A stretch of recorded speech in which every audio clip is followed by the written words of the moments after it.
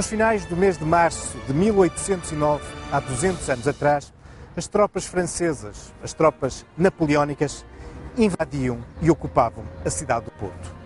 Era a segunda vez que Napoleão tentava subjugar, conquistar Portugal, integrá-lo no Império Francês e também, desta forma, fazer com que Portugal deixasse de estar alinhado com a Inglaterra, o seu velho aliado.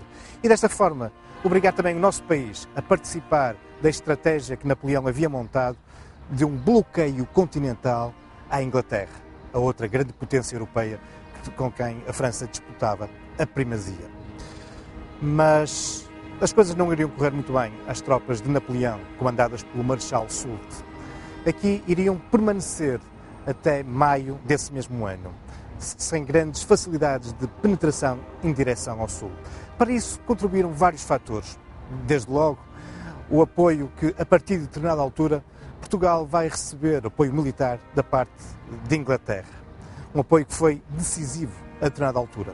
Mas já antes, durante as primeiras semanas desta segunda invasão francesa, os portugueses, as forças populares, as milícias, haviam dado muito trabalho às tropas de Napoleão. E muito do falhanço desta segunda tentativa radica exatamente aí, na resistência popular. Foram com efeito muitas as ações de resistência por parte dos portugueses. Seria inúmera a lista, mas deixem-me-vos dar um exemplo. Um exemplo que ocorreu muito próximo da Rifana, já nos inícios do mês de maio. De resto, seria uma ação que custaria muito caro à população daquela povoação.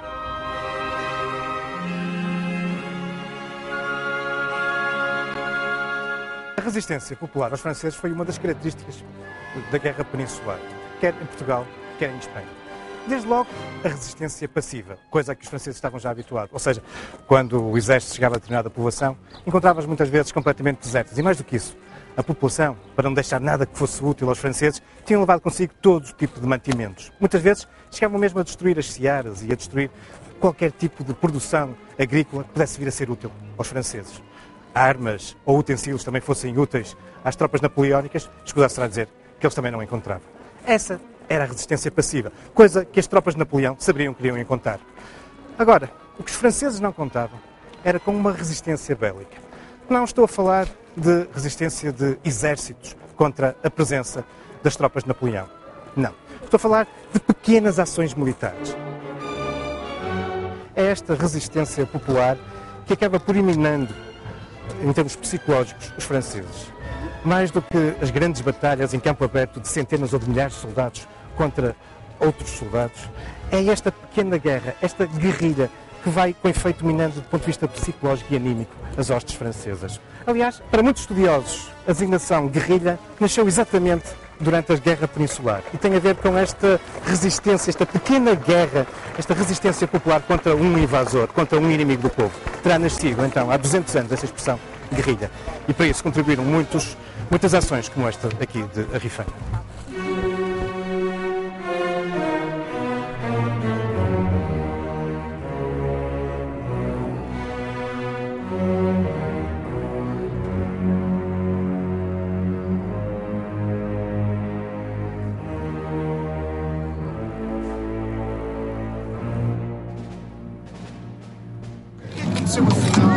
Na Arifana. Temos que recuar a meados do mês de abril de 1807.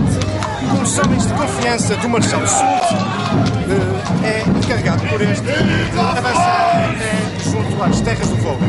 Trata-se do coronel Lamé. É com efeito um dos homens mais queridos do Marechal Soult, que tem as suas tropas sediadas na cidade do Porto. O objetivo de Lamé é perceber como é que está a frente de batalha. Mas, quando tudo parecia correr bem, e apesar de ser um homem experiente, a verdade é que, quando se estava perto de Oliveira das Mães, Lamé é apanhado numa cilada. Uma cilada montada pelos guerrilheiros de Barbosa da Cunha, portanto, proprietário da Arifana.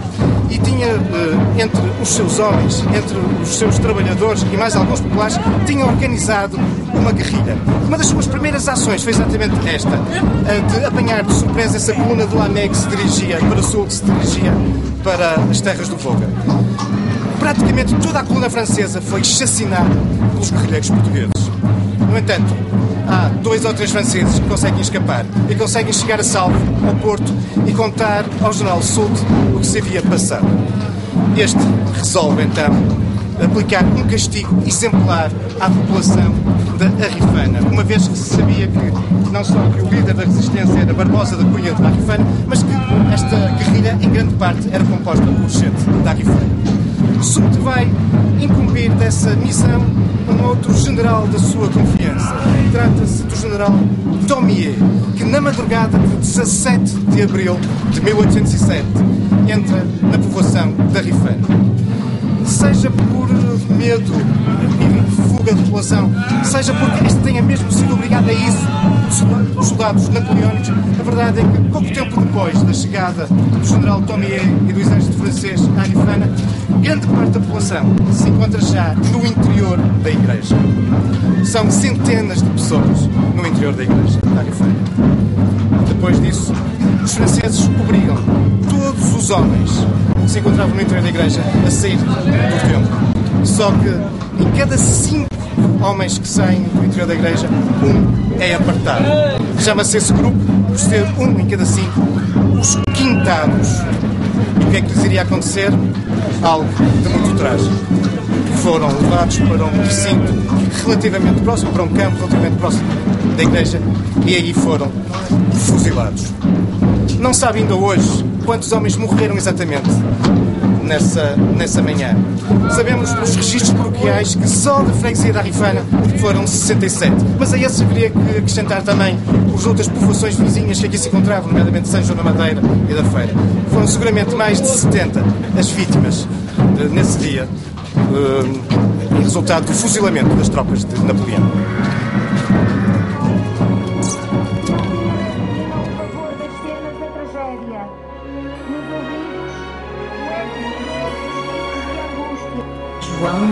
Mais de 70 pessoas, mais de 70 homens, entre viúvos, casados, solteiros, alguns mais novos, outros mais idosos, foram fuzilados no dia 17 de abril de 1809. Francisco da Fonseca, Monteiro de Baixo, Joaquim Dias.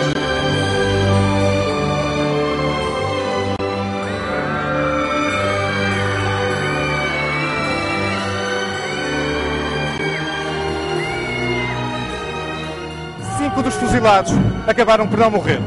E por isso os franceses pegaram neles e resolveram-nos transportar até ao local onde se havia dado a cilada ao general Lamé.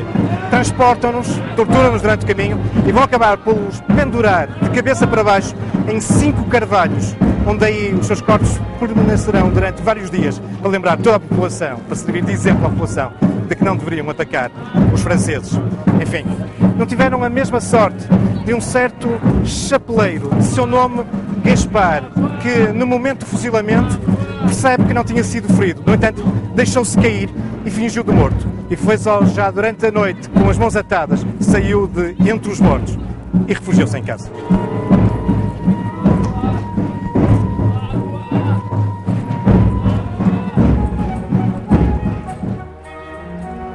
Um acontecimento trágico desta importância não poderia deixar de ficar gravado na memória desta terra e desta comunidade. Para isso também têm contribuído ao longo dos anos algumas marcas, algumas memórias existentes aqui nos locais onde toda esta tragédia ocorreu. Desde logo, uma placa evocativa do acontecimento na própria fachada da igreja. Mas também, poucos anos depois, em 1822, surgiria nas proximidades da igreja umas alminhas, um monumento relacionado com a devoção e com a religiosidade popular. Umas alminhas que, construídas em 1822, evocam os patriotas que aqui foram arcabuzados pelos franceses. No início do século XX, em 1914, surgiria também, muito próximo, este obelisco. Um monumento que de imediato, poucos meses depois da sua ereção, foi classificado como monumento militar.